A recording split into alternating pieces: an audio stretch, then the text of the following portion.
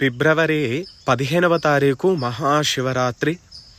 ఆ రోజు ప్రతి ఒక్కరూ కూడా మీ ఇంట్లో ఉన్న శివలింగము లేదంటే మీ దగ్గరలో ఉన్న శివాలయానికి వెళ్ళి నేను చెప్పిన మంత్రాన్ని ఖచ్చితంగా వినండి. వీలైతే నేర్చుకుని ఆ రోజు మీ దగ్గరలో ఉన్న శివాలయంలో కానీ మీ ఇంట్లో కానీ ఆ మంత్రాన్ని చదవండి. ఖచ్చితంగా మీకు శివునికి రుద్రాభిషేకం చేసిన ఫలితం అనేది మీకు వస్తుంది. మంత్రం చెప్తున్నా, శ్రద్ధగా వినండి.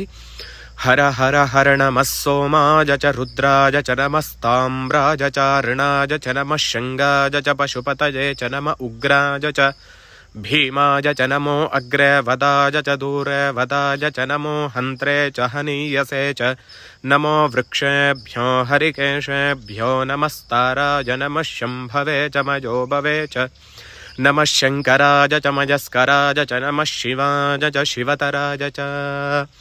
ఈ మంత్రాన్ని ఖచ్చితంగా ప్రతి ఒక్కరూ కూడా వినండి. వీలైతే నేర్చుకొని చదవండి. శివానుగ్రహమస్తు.